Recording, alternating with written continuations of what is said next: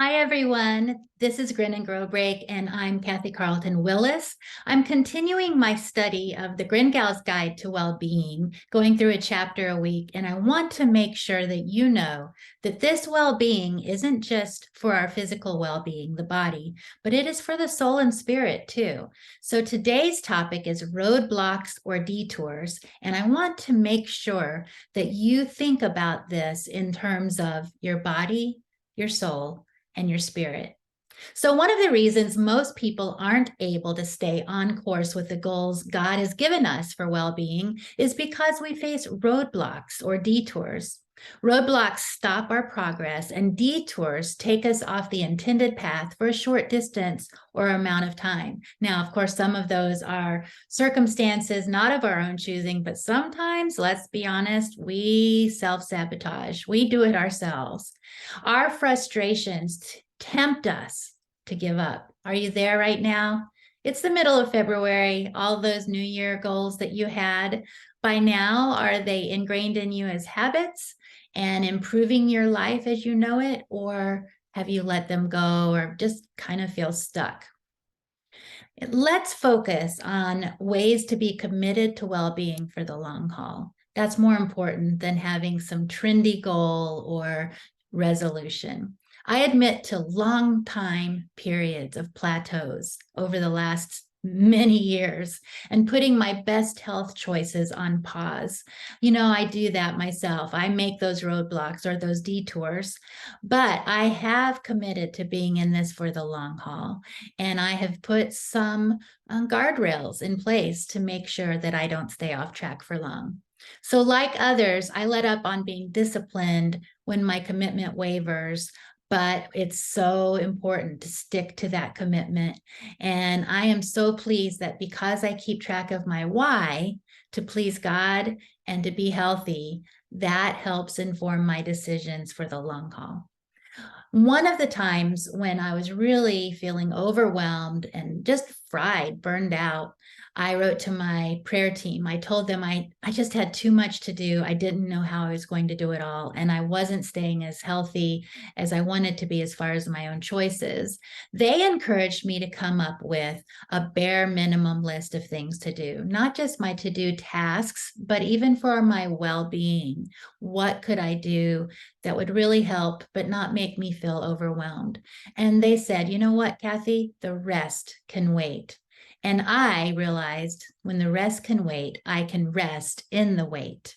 That encouraged that whole book I wrote on waiting. So you'll have to look that up.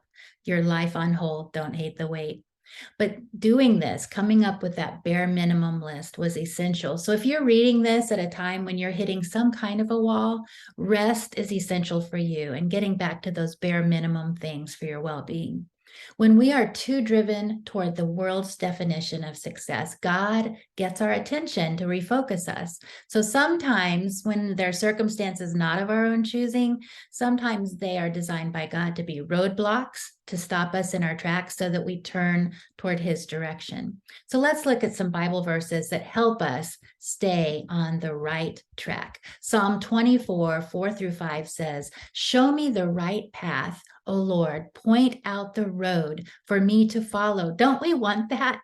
We want so much for God. Just show me already. I'm from the Missouri state. Show me. I just want to know. I'll follow it, Lord, if you show me. The verse goes on to say, "Lead me by your truth and teach me, for you are the God who saves me." Am I listening to his truth? Am I teachable? All day long, I put my hope in you. So on the days that I'm feeling less than hope-filled or hopeful, maybe I need to realize it's the object of my hope that gets me through the day. So I need to put my hope on God. Do you seek God's direction for your well-being priorities? When you hit a roadblock or detour, ask him to show you the road he wants you to follow. That's how he will equip you to get through this for the long haul. 2 Corinthians 10, 5-6 in the Message paraphrase says this: "We use our powerful God tools for smashing warped philosophies, tearing down barriers erected against the truth of God, fitting every loose thought and emotion and impulse into the structure of life shaped by God." Our tools are ready at hand for clearing the ground of every obstruction and building lives of obedience into maturity. Here's our plan for getting through those roadblocks and detours. I love how this paraphrase talks about having powerful God tools ready at hand. What are the tools God has given you to deal with your roadblocks and detours? How does taking care of the difficult distractions of life help us to mature? This passage discusses building lives of obedience. That's a hard word to swallow sometimes. Obedience, obey. What choices of yours stray from obeying God's principles and direction?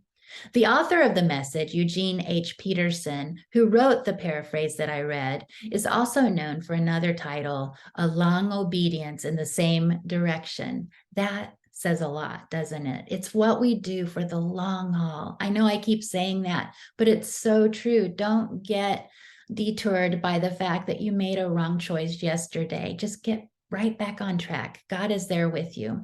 Romans 5:3-5 says, we can rejoice too when we run into problems and trials. Wait a minute, rejoice and problems and trials? Okay, let's see what this verse is going to say. For we know that they can help us develop endurance. Okay, so your roadblocks and detours, they can help you develop endurance. And endurance develops strength of character. Here we go. Here's the building blocks. First, endurance, then character, strength of character. And character strengthens our confident hope of salvation. There's that hope again. And this hope, I even know a singing group called This Hope. I love them. And that this is the passage they get their name from. And this hope, not just any hope, this hope will not lead to disappointment, for we know how dearly God loves us because he has given us the Holy Spirit to fill our hearts with his love. That was Romans 5:3-5. How in the world can we rejoice when we are going through difficult circumstances? Read this verse again. It will tell you how. How is your current trial helping you build endurance? And how will having endurance enhance your well-being? If you're running into a roadblock or a detour with your well-being, whether it's for body, soul, or spirit, maybe it's that endurance thing that we need to check. We need to tap into that endurance. John 16:33 says, I have told you all this so that you may have peace in me. Here on earth, you will have many trials and sorrows, but take heart because I have overcome the world. Those are Jesus' words. They're written in red in the Bible. What are some of the trials and sorrows you have currently been experiencing or enduring? We can have peace in the Lord, according to this verse, despite the issues that lead to an absence of peace. Why? Because we know that Jesus has overcome the world. In Jesus, we can overcome any roadblock or detour in some way, as long as it aligns with his will. Take some time to hear Jesus telling you, like in this verse, take heart. Take heart, dear one. Take heart. Hold on. Have hope. Jesus will help you through it. So it's time to name your roadblocks and detours and decide how you're going to deal with them. When I polled my focus group, they listed several problems that exacerbate their struggles, especially the struggles for well-being. Struggles such as chronic health conditions. You know that I deal with that, and many of you do as well. Fatigue, pain, family issues, financial struggles, work stress, unsupportive loved ones, self-sabotage, all of those can cause roadblocks and detours, but God will give us what we need to endure them. So do like what my prayer group encouraged me to do. Come up with some ideas for the bare minimums for bad days. So just as my prayer team helped me do that, when I was having a particularly bad time of it, I encourage you to develop what I call a bad day plan. Answer these questions to help you get back on track. What does a bad day look like for you? On those worst days, do you feel as if you're supposed to self-motivate somehow and power through? Or do you think that you need to give yourself some grace to let up and not push so hard, even if it means altering your goals for a bit?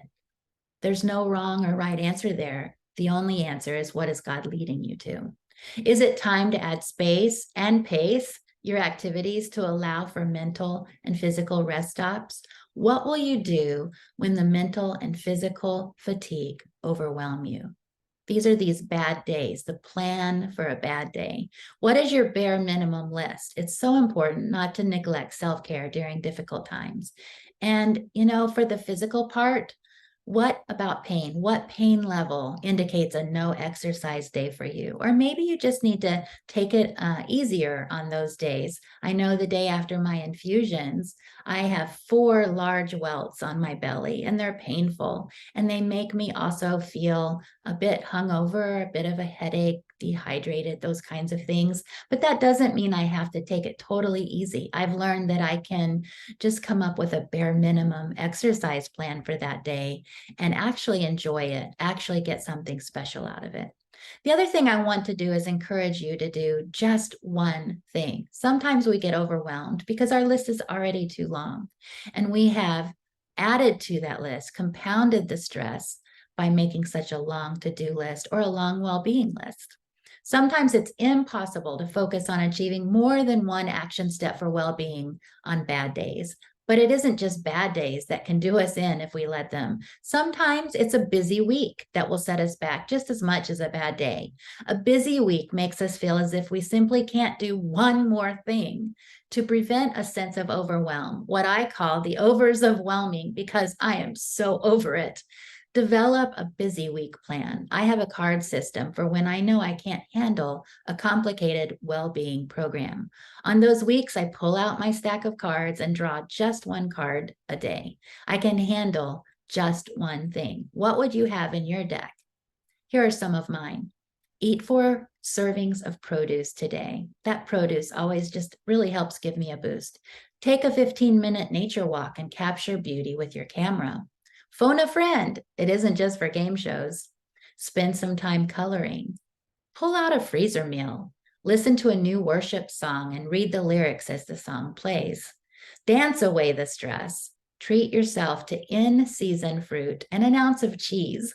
Read a book for pleasure. These are just a few of the things I do for well-being of body, soul, or spirit.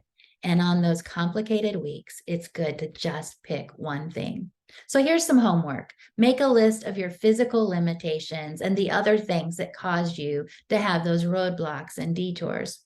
Decide what you need to do to work around them to get to a state of well-being. Create a plan. 2, journal a prayer admitting your frustrations and fears regarding the detours and roadblocks to your well-being of body, soul, and spirit. And then 3, make a bare minimum, just one thing.